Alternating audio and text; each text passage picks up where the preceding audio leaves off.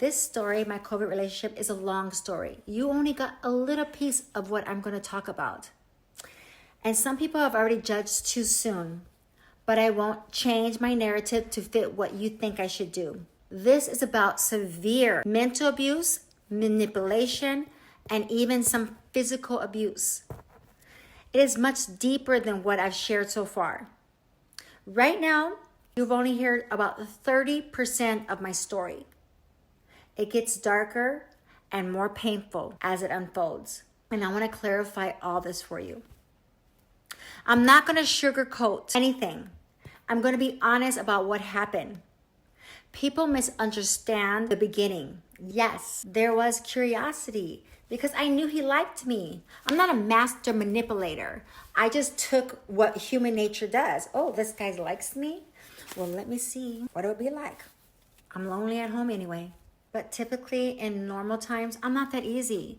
And the reality of it, like it or not, most women that are attractive, intelligent, and have businesses or have big dreams are not sleeping around with 100 men. That's typically that little innocent girl you see that's not talking to anybody, but she's the one sleeping with everybody. But people who look like me get accused for it all the time. I'm okay with it. I am completely used to it. But that's not going to stop me from telling you the truth of what happened in this story. Why am I bringing this up? Because I've already been attacked more than one time about me being the seductress and tempting him and all that.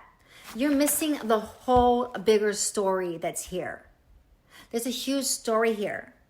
But I'm only giving you the beginning because I want to be truthful to how this happened. And I was lied to. It's factual.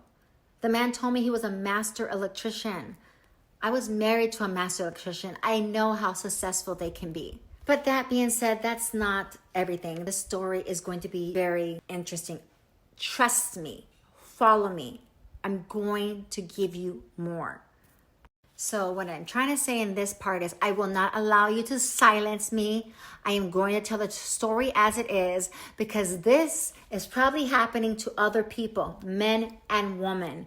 Have experienced this. You can be on top of the world and meet someone who tells you there are all these things and you give them all of those things because you thought, I am not going to judge him. And this moment, I'm going to let you know right now, at one moment, yes, he broke me. Yes, I hated him.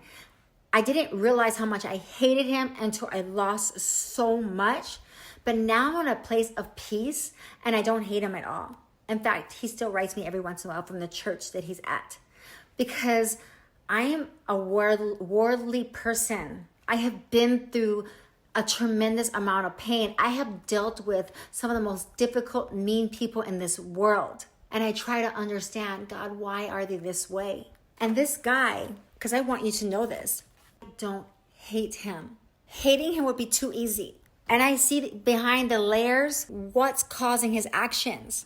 He was deeply abused as a child, and that trauma shaped how he treated others. Sexually abused, physically abused, not only by family, but by a man that his mother brought in. He used drugs to escape the pain he was feeling, which is common for people who are struggling with identity issues. His biggest battle wasn't just the drugs, it was his own identity. He wasn't just bisexual. He leaned towards being trans, but he couldn't accept that. This internal struggle led him to So he was self-destructing. He was using drugs to cover the pain. And oftentimes, people who struggle with these identity issues also hate other people who embrace it. This is happening in our country right now.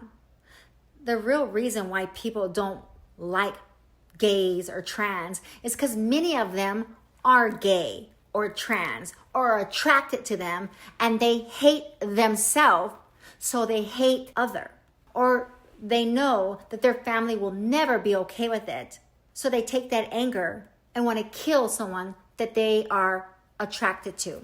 It's known knowledge. You can pretend and walk around this world as if it's not happening. I have personally experienced it. Because for some reason, people trust me with their secrets. And I've had white conservative men tell me they trust me with their secrets. for some reason, and these are men, 60, 70, one is 80 years old, and they trust me with the secret of identity issues with their sexuality. I don't know. I guess I'm blessed to have that, to be able to talk to people and not judge them. So no, maybe they didn't go to you about it. Maybe they didn't tell their own children. Maybe they didn't tell their mother or their wife because they knew that you were probably going to judge them. I'm not going to judge them, and I'm not going to tell you who these people are, but they know who they are. And I know the truth because I would take an lie detector test to say, this is truth. This has happened to me. I'm not scared of it. So anyways, in the story, this is more than just a toxic relationship story. It's about the impact of unhealed trauma, identity struggles, and how pain manifests in different ways. I will continue to tell the truth, and even if it makes people feel uncomfortable, the darkest parts of the story have not even been revealed yet. I gave you a little hint in this video right now.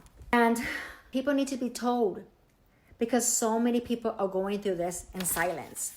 And it's affecting people like me.